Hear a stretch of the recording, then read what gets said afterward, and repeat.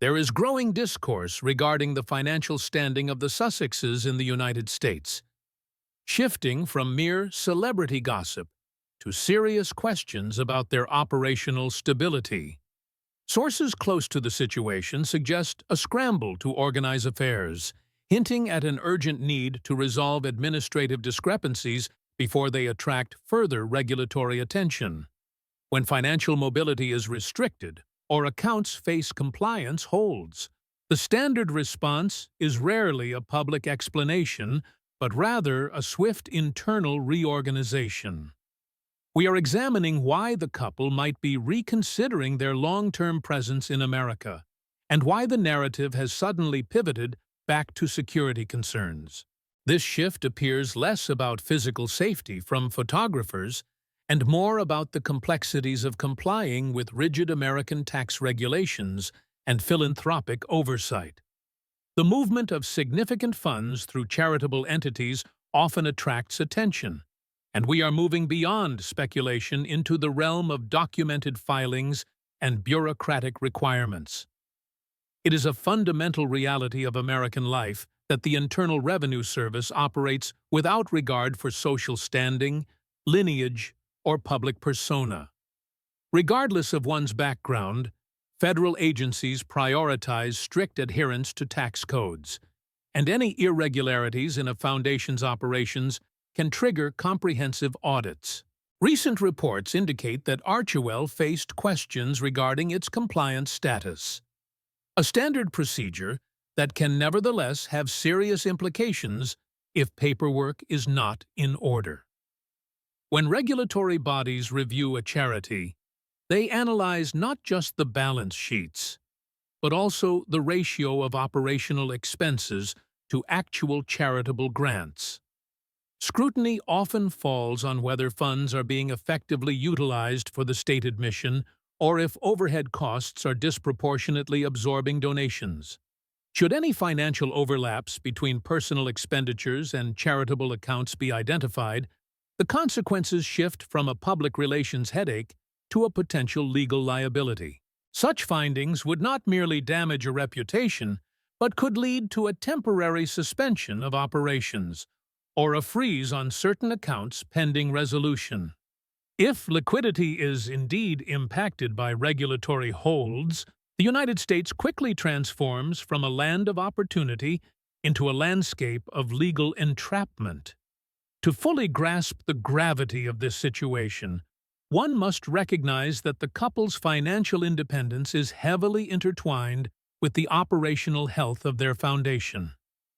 Their lifestyle, staffing, and public initiatives rely on the liquidity and good standing of their primary organization, making compliance absolutely critical for their survival. Public charities are legally obligated to maintain transparency, yet there have been instances where updated tax filings were not immediately available to the public. Delays in the publication of these documents on official databases often signal that specific criteria have not yet been met or that further clarification is required. When approval is withheld, it implies that the numbers provided did not satisfy the rigorous standards set by oversight committees. Once a charitable entity struggles to clear these bureaucratic hurdles, the issue evolves from a media narrative into a matter of federal compliance. This uncertainty brings us to the uncomfortable topic of funding efficiency and the specific allocation of resources within their associated networks. Questions have arisen regarding the movement of funds within the Invictus Games infrastructure, specifically regarding how large sums are distributed amidst other financial constraints. Observers are asking why substantial amounts are transferred to specific locations while veteran support programs reportedly remain in need of greater resources. These are not unfounded theories, but legitimate budgetary inquiries that arise whenever donor money flows through complex international networks. When stakeholders and the public seek clarity on these expenditures, a lack of transparent answers can be interpreted as a red flag that jeopardizes future support. If the financial pipeline is indeed obstructed by regulatory freezes, The implications extend to everyone employed or retained by the Sussex operation. A freeze on assets is a definitive administrative action that halts all transfers, preventing the usual flow of capital required to sustain daily operations. For a high-overhead operation like theirs, losing access to funds affects everything from security details to legal teams, creating an immediate operational crisis. This potential liquidity crunch clarifies the perceived urgency in their recent strategic pivots and their silence regarding specific financial accusations. When capital ceases to circulate, the most logical move is not to fight a prolonged battle against a powerful regulatory system, but to seek a jurisdiction with more favorable conditions. This context sheds light on the renewed focus on securing protected status in the United Kingdom, a move that carries significant legal weight beyond mere physical safety. In the United States, high-profile status offers no immunity from federal investigations or the intricate demands of tax compliance. However, the legal landscape in Britain offers different protocols for members of the royal family, as historical precedents have clearly demonstrated. We have seen instances where senior royals faced severe allegations, yet managed to avoid the full force of standard legal inquiries due to their institutional position. This history suggests that the UK might offer a form of insulation from the kind of aggressive financial scrutiny that is standard practice in the American system. Returning to a protected environment could be a strategic maneuver to navigate these turbulent waters, utilizing institutional privileges that simply do not exist in the private sector.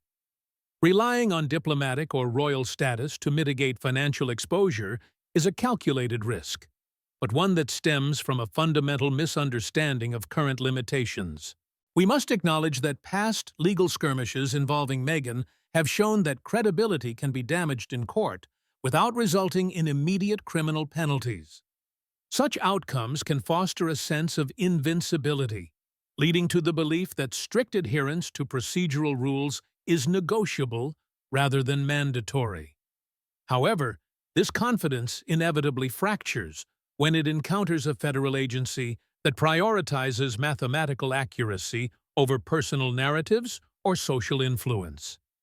Reports suggest that the couple is facing a contraction of resources as commercial ventures have not yielded the expected long-term returns.